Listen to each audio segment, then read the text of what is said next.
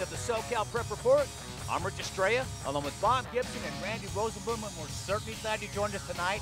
We are coming to you from Etiwanda High School in Rancho Cucamonga for the state basketball playoffs. And Bob, it's the big men's division today. Etiwanda against Rancho Christian. It does not get bigger than that here in the Southern Section and in Southern California. Well, this open division is you call it the man's division. It really is. I mean, all the top teams here, and Etiwanda really used their defense tonight, Randy, to pull out this victory against a very tough Rancho Christian team. Really no surprise. Dave Kleckner teams really buy in defensively.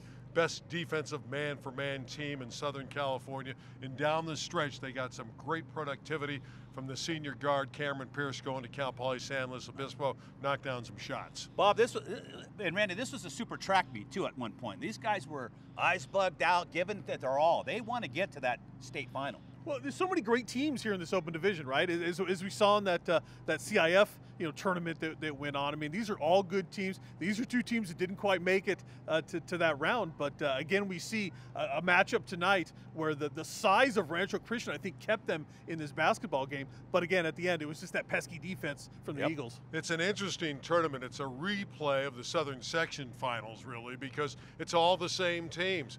No other sections got in. It's all Southern Section schools. They had byes for Mater Dei, the #2 seed, and Sierra Canyon, the #1 seed. So there's only 6 teams filling out the bracket. It's kind of an odd deal.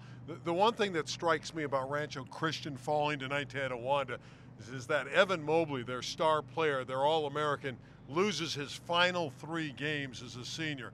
That, to me, is shocking for Mobley to lose his last 3. It happens, man. It happens. I want to talk a little bit about Evan Mobley. The first time I've chanced to see him live tonight. I've certainly seen him on tape enough and on TV, but I can see why he's a little bit of a polarizing figure within the basketball community in Southern California. Some people have him as the top player by far. Talent-wise, he certainly fits the bill. But some other people say, hey, he doesn't look like maybe he plays hard all the time, and there's some critics out there against him.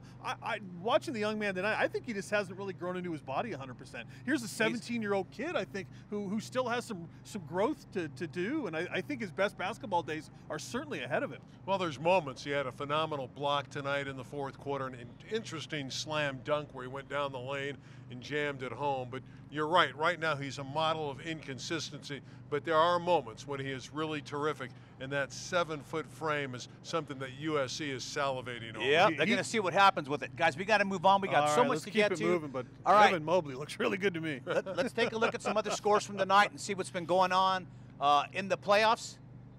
And look at some of the scores from over the weekend as well. Let's take a look. Guys, this was the open division. Yeah, Sierra Canyon taken away from Mater Dei. We figured this might happen. Yeah, well, Sierra Canyon, obviously, with all the talent they've got there. I think the surprise was that Mater Dei even got as far as they did in the tournament, maximizing everything they had to get there. But Sierra Canyon still, talent-wise, I think they could yawn their way through it sometimes and still come out victorious just because of how good they are. Let's keep rolling, guys. Zaire Williams was great in that game at 23 Certainly points. was. We got to roll, brothers. We got Wayward over Riverside Poly 54-49 in the boys Division 1. Let's move on and continue. And we see now we have Ribbit Academy, as we like to call it, over Hesperia. Bob, one of the best teams in the country. So the pundits think they're in the top 25. Yeah, Ribbit looks really, really good. And I think they're starting to hit their stride here as we get to the further in the postseason. And the 2AA Santa Clarita Christian, one of Bob's favorites again over St. Francis in the boys Division 2A, continuing on. And we see Price and Shadow Hill. Shadow Hills, guys, coming on away with a 3A division, 69-54 score there. I'm surprised by that. It was Salesian and Hillcrest, man, 56-55. At some point in one of the scoring entities that put all these scores up was 42-0. I'm not giving anybody any pub. I'm not going to rat anybody out. I'm just saying the score was 42-0. I don't think that quite was the final. In the boys Division 4A, there you see St. Pius. They're in Downey over Oakwood. They garner a title. Good for them. Again, we talked about the football team. Now the basketball team gets a championship. Renaissance Academy in Aquinas. That is your 4AA final. And then this is a good one. Banning against Trinity Classical, Bob. I just think of instruments when I hear about this school. 5-point win for Banning in this one. Yes, sir. All right, let's continue on. Look at the rest of the scoreboard. Arrowhead Christian defeated Bishop Diego 62-60 in 5AA. that is about as close as you're going to get. So many close scores in the boys tournaments in the finals. Girls Open Division, Bob. Mater Dei 77 over Windward, Windward 65 in this one. And I don't think it was a surprise necessarily. Plenty of talent on the court here, but Windward was favored in this one. But I'm not really surprised Mater Dei won. I give Mater Dei credit because Juju Watkins and company had an 18-0 run for Windward, and Mater Dei was able to overcome that. All right, continuing on, Harvard-Westlake taking on Troy. Harvard-Westlake 55-42 in the girls' Division I. Let's continue to move on. Division 2A, Bishop Amat over San Clemente, 48-43. Can I just real quick on this? So Bishop Absolutely. Amat beat all the top seeds to get there. They had a horrible league record, and they caught fire in the postseason. Good for the Bishop Amat girls to get this championship over the #1 seeded team in San Clemente. Either they played some great talent early on, or somebody was hurt and came they back later in the season, No, Bob. they caught fire at the end. Good for Bishop Amat. Fire! All right, continue on. The girls 2AA, Orangewood Academy over Fairmont Prep. Man, that's two bright schools, man. Those guys are in the academic pentathlons constantly going head to head. That's where you normally see those guys. Long Beach Wilson girls basketball finally garners a CIF championship after a million years, 66-62 in the 3A division. All right, continuing on, it was Santa Monica over Crean Lutheran in the 3AA. Moving on, we have Notre Dame Sherman Oaks over Paramount in the 4A, Bob. 50-46 in that one. Another close game. Lots of close games. We see blowouts in the state. We saw close games in CIF. And 2 Mission League championships out of the Valley in Harvard-Westlake and, of course, Notre Dame Sherman Oaks. In the 4AA, Paloma Valley 64, Ontario Christian 47. And moving on into the girls 5A division, Ganesha over Bishop Diego in a runaway here, fellas. Yeah, 58-35, big win there for Ganesha. All right, and we have one more division, I believe. Yes, it is. Artesia over San Jacinto Valley Academy, 46-39. All right, so I guess it's your turn, Randy. We have the city section now to talk about. Westchester and Fairfax. Fairfax won the 2 regular season games, but the one that counted, Westchester played nearly the perfect game. JoJo Johnson, the junior guard, poured in 23. He was fabulous. This is going to be a good Westchester team next year. Is this an upset, Randy? It's a mild upset. I'm happy for Ed Azam. His 15th city championship, only one behind Willie West. I was going to say one more to go, right? Yeah, one more to go. And he's got a chance next year. And at one point, that was an unthinkable number that anyone would be close to that. But Ed's gotten there, and good for him. It took him 40 years, but he's got 15. 41 next year for Eddie. He is going to come back. Yes, he is. And I think he's got a shot with JoJo Johnson coming back, and TJ Wainwright is going to have a good basketball team. Yeah. Great. Palisades, this is a big win. They win comfortably. They hadn't won a city title in 50 years. And they got scored to 50 the finals. points to commemorate it. Yeah, you're right. I never thought of it in that way. And they got to the finals in 70. They won it in 69 with Chris Marlowe, who's now a volleyball commentator and an NBA announcer. Volleyball guy, right? He was the guy that was there. And I had a chance after the game to catch up with one of the stars who was thrilled as a champion for the Dolphins. Our player spotlight today is Caden Arnold of Palisades. The Dolphins won the D1 Boys Championship, 50-38 over Narbonne. Caden, congratulations. Thank you so much. I know this means a lot to you, but I'm going to throw a name out to you. Chris Marlowe. Do you know who that is? The last guy to win for Pally. Yep. You have to go all the way back to 1969, the only city championship team for the Palisades Dolphins. Chris Marlowe, yes, the same announcer from the beach and volleyball, and a young man who's also done the Denver Nuggets for many, many years as their play-by-play announcer. Chris Marlowe, good job. All right, that last few seconds, I noticed you were looking up to the crowd, exhorting the crowd on here at LA Southwest. Take us through that moment. It was just a burst of emotions, and we've worked so hard the last 4 years to get where we are, and I just wanted to get the crowd involved, and because everyone was excited. I had the sense when you all got your medals at the end of the day that the senior class is very close.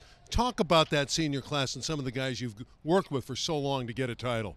Well, we all knew our freshman year that the goal was we were going to be the best class and probably the next team to lead us to a championship. And so we've all worked out together and grown and hung out. And then this year was the year we were supposed to win, and it's all come together. So it's a really good feeling. Who's your closest friend to the group? Probably Dylan Griffin. He's not a starter. No, he is. You're talking about the guard. Yeah. Okay. We've been friends in second grade, so going all the way. We won a championship in elementary school, and now winning a championship again in high school together. It's really amazing. That really is a great story. Talk about great stories. You're one of 4 Arnolds in the Palisades program. You finally get a ring. I know your sister Sammy got one last year. She's got a chance at another one. Talk about the sibling rivalry in the Arnold household. We always want to be better than each other. We want each other to exceed, but it's always trying to one up until we reach the top. What's it going to be like tonight when you go home and you have a championship ring and perhaps Sammy has another one? What do you think that discussion is going to be like? And 2 twin sisters on that team who are just 9th graders. Probably going to talk about whose medal is nicer. She'll probably say they won Open and we won Division I, and then I'll say it's just as difficult because she did it last year, and probably just have a lot of fun. What's your lasting moment from this season, your senior year? Is it this championship day? It's definitely got to be this day. This one competes with our senior night because that was a great night and we won that game, but this one's amazing. Your future, you're a senior. Do you know where you're going to go? Do you have any thoughts about the future of Caden Arnold? I don't know where I'm going to go yet. I know I'm going to play college basketball. I just haven't decided where. Caden, congratulations on a great year, great game, and a great season. Thank you so much. Caden Arnold, great career as well. He's a champion at Palisades, and his family, with 4 siblings with rings, pretty interesting group at Palisades High School. Another great story is Roosevelt, the Rough Riders, the number 11 seed, knock off 4th seeded Southeast. They were down double digits, rallied back. Jose Arellano, their point guard, scored 20 points and was absolutely fabulous. The Rough Riders brought a strong contingent there, and they won the championship. Their fan support was fabulous. This was a great game, played in the middle of the week at Granada Hills. San Fernando gets revenge. They lost by 1 point, 69-68 in the finals last year to Arleta. Adrian Lopez, a basket in the final 10 seconds, gives San Fernando the championship. Palisades in the Open division, no surprise here. Jane Nawaba, great player for the Dolphins. They just have a terrific team. They were the best team. They're out of the same league. This is 3 wins this year in girls basketball for Palisades over Hamilton. Again, they're in the same Western League. Westchester, I love Grimes, the big, strong girl in the middle. Very dominant performance. Blew out Carson. No shock here. Westchester was the favorite in D1. A double for Westchester. Nice job. It really boys was and a girls. double, and it was a double for Palisades. Yeah, there you go. Marshall falls to Lasis. Again, no surprise. Lasis, a very talented team. Marshall was the number 1 seed, but Lasis had more athletes, a freshman point guard that got it done. Give Lasis the credit, 49-44, and the title. Again, here's a Marquez team that came in, very talented. Central City Value controlled the game, wins by 11 digits, and is getting their first championship for their win, 42-31. Central City Value had never won a championship before some of the key games in the L.A. City Section championships. All right, guys, we got to keep it moving. Now we got to go to Carlos Pena with the soccer and a wrestling update to see if Jesse Vasquez won his 4th state title or not. Let's go to Carlos. Hey guys, thanks for that lovely introduction. Folks, here I am, Division IV Boys Soccer Championship, Bellflower taking on Hesperia. Earlier today, I talked to Coach Brad Norman. I asked him, how do you prepare for a game like this? He said, well, we went and used elevation masks because we knew we were going up to the high desert. Coach Luviano, he's looking to make good on last year, losing the championship and regionals. He's looking for a ring this year. Let's see how this game goes. And first half started off with Hesperia and set pieces, both in the corner and in the box. Bellflower relying on their counterattacks. First half saw both teams still filling each other out, 0-0 at the half. Hey folks, I'm here with Coach Louis. Louis, saw first half you're working the channels, looking like you're trying to get some depth by getting width. What are you changing in the second half? It's just a matter of being patient. Second half, I basically told them, just be patient. If we don't have any channels moving forward, okay, or nobody's moving, being dynamic up top, I just told them be patient, turn around, and just recover the ball, okay? And then, change direction in the field, okay, and then try to build the other way. Yeah, it's a fast-paced game. These boys are definitely fit. Good luck to you. Thank you, sir. All right, let's see how the second half goes. At the end of the second half, the score was still 0-0. Two 10-minute overtimes still had a score of 0-0. This championship game would be determined by PKs. Hesperia comes up first with his gutsy little chip, followed by Bellflower's drilling it to the net. Bellflower looked to block his first PK. Bellflower will drill the next goal past the keeper. Bellflower with another block kicked. All Bellflower needed was one more goal to seal the deal. Bellflower wins the CIF Division IV Championship in PKs. Catching up with Coach Brad Norman, and here's what he had to say. Number 3, third CIF championship in 6 years. Did it. Bellflower finish off their season with a Division IV CIF Championship and move on to regionals.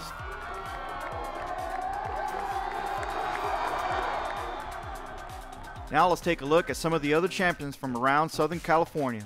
Let's start off with Boys Division I, and Servite wins there. Division II, Channel Islands. Division III, North Torrance.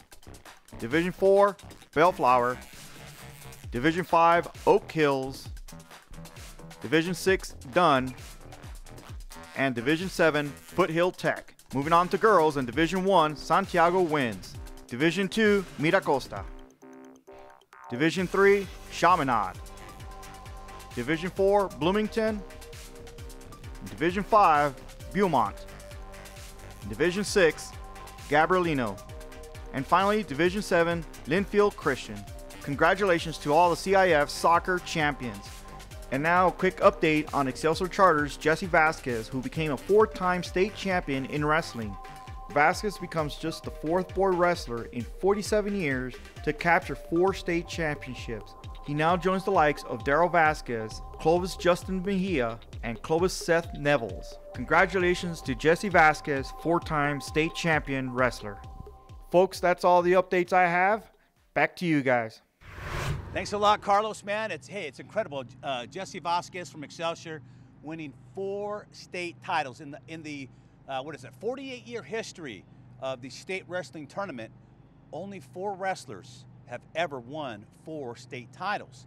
Now, what the interesting thing is, and by the way, let's go ahead and run the graphics, Larry. Let's show everybody who the state champions are and have a look at all the state champs as we talk about it. But again, in 48 years, you've had 4 state wrestlers? champs. That's incredible. 4-time state champions.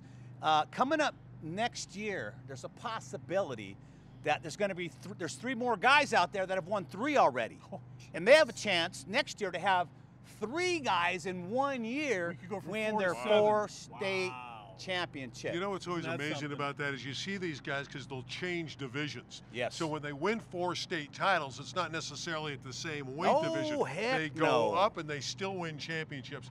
That just shows you when you have it and you're great, you can win at the different divisions. Well, real quick, true. as we look at the graphic right now, let's look at these guys. In the 106-pound class, Andre Gonzalez, he finished 3rd in state last year. Richard Figueroa, the 113-pound champ, he was the state champ at 106 last year. Now he's the champ at 113. At the 120-pound class, Tristan Lujan, he was the state champ at 113 last year. He's now the state champ at 120. And it goes on and on. Maximo Rotana from Buchanan, state champ at 120. He's now the state champ at 126. Aaron Nago has got like 30 state championships. He won at the 132-pound class. He was the state champ last year at 126. And, of course, we know about Jesse Valdez, 4-time state champ. And everybody in here except for 1 or 2 guys was a former state champ at another weight class. Only 1 guy stayed. I think it was Aaron Nago who stayed at his weight class. I might be wrong on that. There was one more. Oh, no, it was the Bosco guy. Haas. He won at the 189-pound class last year, and he defended his title successfully. Bosco took nearly their whole team to the state. Yeah, right. And, man, they didn't come close to beating Doc Buchanan, man. Doc Buchanan came away with their, I believe it was their 5th successive state title, and that used to be reserved for Clovis. Clovis West used to be the guy, the team. Those are the guys that were bringing their whole team plus to the state tournament every year. Didn't happen this year. But then again, you see Bosco finishing 2nd, and I'm telling you, Buchanan had 261. Bosco had 183.5 points. That is huge. That's like being down by 40 points in the 4th quarter. You're just not going to overcome it. Poway finished 3rd, followed by Clovis, who finished in 4th place. Selma 5th, Clovis North 129 points. You see there Gilroy on the screen, Bakersfield 99, Rancho Bernardo, and Servite finished in the 10th. So pretty good. You have 2 Trinity League schools finishing in the top 10 in the state of California. And I'm going to tell you right now, the state of California is usually the national champ. I mean, they just are. Last year they took on, I believe it was Pennsylvania Memorial. That's usually the birthplace of wrestling. That's where all the great wrestlers are in the nation. But Buchanan went over there in the tournament, took them out. Took them out. So it's definitely the best teams are here in Southern California. I got to give a shout out though to the city section in girls because San Fernando finished 2nd as a team in the state. Yeah, they did. So congratulations to the Lady and Tigers. They won it last year, I believe. They did win it last year, and 2nd this year. And Tigers. I believe West Covina was the girls' state champ the year before. I believe they were the first one, Bob and Randy. So a lot of good stuff out there, a lot of killers out there. But I'm looking forward to next season, guys. When you have a record where in 47 years you only had 3 guys, and now it's 48 years you have 4 guys. It's less than 1 a decade. Yeah, and now you got a chance for 3 more to get 3 guys in 1 year. That's something. And a lot of them, all of them are most of them are SoCal products. We got a kid from Roland. What do we have? We have Cheyenne Bowman, 143-pounder. He's from Roland. You got Richard Figueroa. He's a junior from Selma. And then Maximo Renteria, Buchanan. So you got 2 guys from the Central, 1 guy from Southern Section that have a shot at breaking the mark. So it's going to be great. It's going to be awesome. So, but that's what happened. And take a look at the girls as we mentioned, Randy, real quick. Don't have all the state champs because we're pretty much out of time. But James Logan, 94, and as you mentioned, San Fernando, 4 points, man. That's just 1 match. 1 match. If it would have been a fall, which is a pin, San Fernando would have been the champs. And San Fernando for years has been a terrific team in the LA City section, boys and girls. Right. Birmingham's another team in the LA City section that's historically very good in girls, but the Tigers to get a number 2 spot, that's terrific work. Great stuff happened in wrestling, man, and hopefully we'll get to see 3 more state champs, man, win it for their 4 times. That'd I mean, be 3 more. Yeah, I'd love to see all these guys something. get their 4th title. All right, let's take a look now, Bob, at the basketball, what we have left up and coming. Well, the matchup's coming up. Harvard-Westlake gets a chance at Sierra Canyon. That's going to be a big-time open division matchup. Good luck. They got to slow down Zaire Williams. Etiwanda, Mater Dei. We just saw Etiwanda, what they can do here tonight. Mater Dei, can they catch lightning again? We'll find out. Rebay and Bosco. Bosco got the bye in round 1. I like this. As did Sierra Canyon, but Rebay gets another shot at the Braves. I think Rebay's got a great chance there. Bosco's good, though. D1, Windward and Torrey Pines. How good are the San Diego schools? We're going to find out. They've been good all year. Yeah, but Windward has that dramatic shooter in Dylan Andrews who knocked off Fairfax. Jay Serra pulled off a 1-point win in the opening round, and they get Renaissance Academy 2nd time around now. They also have Ian Martinez, who's great. They do indeed. He is very good. Damien and Riverside Poly in another D1 matchup. This one's got classic written all over it too. Yeah, and I like Damien. They're so balanced. It's going to be a tough game, though. That other team is really good. D2, Birmingham and St. Francis will mix it up. The Cofield twins against Andre Henry of St. Francis, who's on his way to UC Irvine. Oxnard only has 2 losses on the year. They will take on Hesperia. But they have Stacy Johnson, who's a fabulous talent, 6'1" guard. Salesian and Roosevelt from East Vale in D2. Yeah. As we move along here, King Drew will take on Hillcrest as well in D2. Well, King Drew is outstanding. They went to the semifinals of the city section. ECR pulled off the upset. The 16 defeats the 100-96. What a game. St. Joseph, they get in round 2. ECR big time. Yeah, but the Conquistadors had not been healthy. They're now healthy, thus they get that was the like big That was like 20 overtimes, right? Right. 14-16 ECR. Unbelievable. Taft, another team out of the city, gets a Royal Grande in D3. Yeah, Derek Tiller does a great job with the Toreadors, and Taft's got a lot of talent. El Camino out of the San Diego section, and Providence, another D3 matchup. Fountain Valley, first time. When did Fountain Valley ever go anywhere in boys basketball? Here they are in the state tournament. They won in round 1. They get Price, one of those great schools, in the 2nd round in D3. Etiwanda and La Jolla Country Day in girls basketball. Country Day, #1 team in the nation. Yeah, Pow, their guard, is as good as any player in the country. She's going to Oregon. That'll be a tough task. They met a couple years ago, and Etiwanda stunned them, so maybe it'll happen again. Pauly took out Mater Dei, the defending CIF champions, in round 1. They get Windward now for that victory in the open division. Windward already beat Long Beach Poly in pool play in the CIF Southern Section. Yes, they did. Moving right along, Cathedral Catholic and Orangewood Academy in D1 as we move it right along here. Marlboro and Harvard-Westlake, also a good D1 matchup. West and Rosary Academy. Your girls at Rosary, Bob. Rosary still looking for that state championship. See if they can get another one. San Clemente and Miracosta in D2. The Bishop School in Santa Monica. The Bishops, of course, another one of those San Diego section schools in D2. Mater Dei Catholic, also a San Diego school, not to be confused with the Mater Dei in Santa Ana. And Creed Lutheran against Palisades in D2 as well. Randy? Yeah, Palisades, the open division champion in the L.A. City section. I mentioned Jay Nawaba, but that's a very talented team, and Nawaba is terrific. We saw the Mount Miguel Rigetti matchup, Mission Prep and Paloma Valley as well in D3. Eisenhower and Peninsula, also another D3 matchup, and Westchester and Viewpoint. Yeah, Westchester out of a tough league. That's why they absorbed some losses. All right, guys, real quick, would like to talk about Reg Miller. Reg Miller worked with us at Time Warner Sports, Comcast Sports, a friend of myself and Bob Gibson's, and of course worked with Randy at one point in time. And he passed away last night, had a heart attack, 47 years old.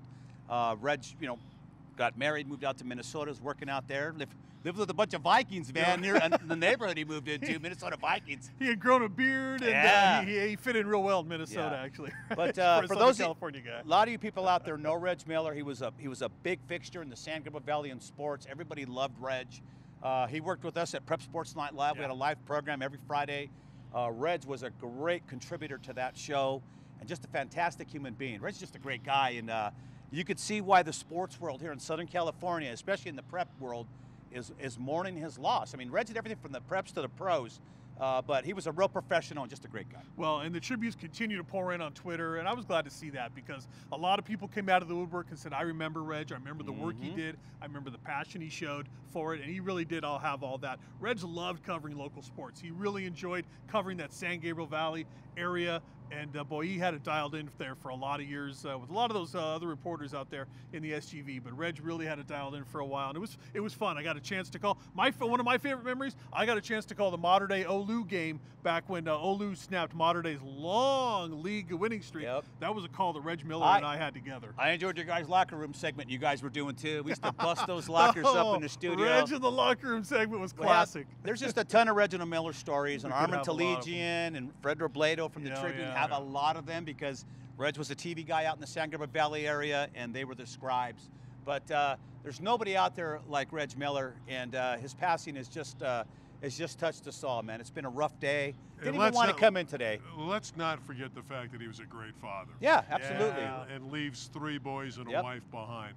It's a tragedy whenever anyone passes, but when you're 47 and you have a family that you adore like that, it's really he had the wolf pack, and those kids were very athletic. And Reg was 6'5", his wife's 6'1". Right? So these kids are going to be these kids are going to be studs, man. I'm telling you right now. Indeed. That's all we have today. Again, we hate to leave it like this, and you can see Prep Sports Night Live. That's a photo of us right there. There's Bob Gibson to Reg Miller's right. Reg is in the middle holding the helmet. I'm holding the cake.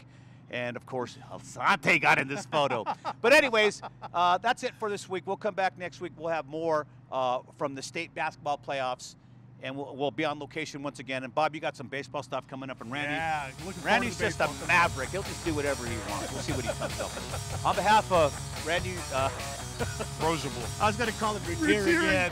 On behalf of Randy Rosenbluth, Bob Gibson, I'm Rich Estrella, saying so long to everybody from your friends here at Prep Sports Night, not live. No. SoCal Prep Report, everybody. Good night from Etiwanda.